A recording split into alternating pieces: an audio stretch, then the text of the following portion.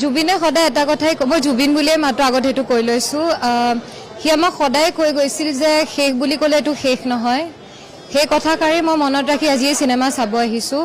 সঁচাকে বেয়া লাগিছে কিন্তু নাজানো ভিতৰ পৰা এনেকুৱা লাগিছে হি আমাৰ মাজত থাকিব হেতু সময়ত আৰু একিদিন 40 দিন হল ক'ব গ'লে জুবিন আমাৰ মাজত নাই এতিয়া কিন্তু তাক বৰকৈ মনত পৰিছে আজি হি চাগে আমাক খুব বেছি ভাল পাইছে আমি সকলোবোৰে যেনেকে আগুৱাই আহিছো আৰু জুবিনে সদায় এটা কথাই কয় যে নতুন প্ৰজন্মৰ ল'ৰা-ছোৱালীবোৰে সদায় ভাল কাম কৰি যাব লাগে মই জুবিনক আজি ইয়াৰ পৰাই প্ৰমিস কৰিছো যতে আছে যে মই বিৰিনা আমাক নিজৰ ছোৱালী বুলি মাতিছিল যে আমি সদায় তাৰ আশাবোৰ পুৰা কৰি যাম আৰু সদায় ভাল কামবোৰ কৰিম বুলি আশা কৰিছো উই ৰিয়েলি মিছ ইউ জুবিন আজি তোমাক বহুত মনত পৰিছে জুবিন আৰু যতীন এটা জ্যোতি যিটো জ্যোতিৰ কথা সকলোৱে চিনি পায় জুবিন যতীন মুনিন আজি জুবিন যতীনৰ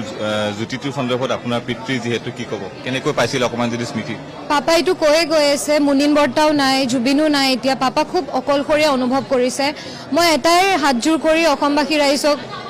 অনুৰোধ কৰিছো পাপাৰ বহুত প্ৰজেক্ট আছে আগবাঢ়ি আৰু পাপাক আশীৰ্বাদ কৰি যাওক যাতে মানুহজনে আগবাঢ়ে আৰু অকলশৰীয়া অনুভৱ নকৰে কাৰণ মানুহজন খুবেই ভাগি পৰিছে আমি যে দেখিছো এতিয়া যাতে আৰু উৎসাহ দিয়ে যিয়ে প্ৰজেক্ট আহি আছে আমি ইণ্ডাষ্ট্ৰিটোক আগুৱাই নিব লাগিব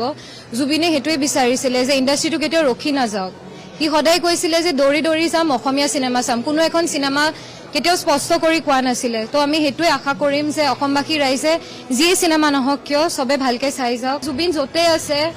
মই জানো যে হি এজন ৰজাৰ নিচিনাকে আছে এতিয়া আৰু খুব ভাল পাইছে আপোনালোক যেনেকে আহিছে দৌৰি দৌৰি চাবলৈ আৰু যাতে যি চিনেমা নাহে কিয় এনেকে আপোনালোকে আঁকোৱালি লওক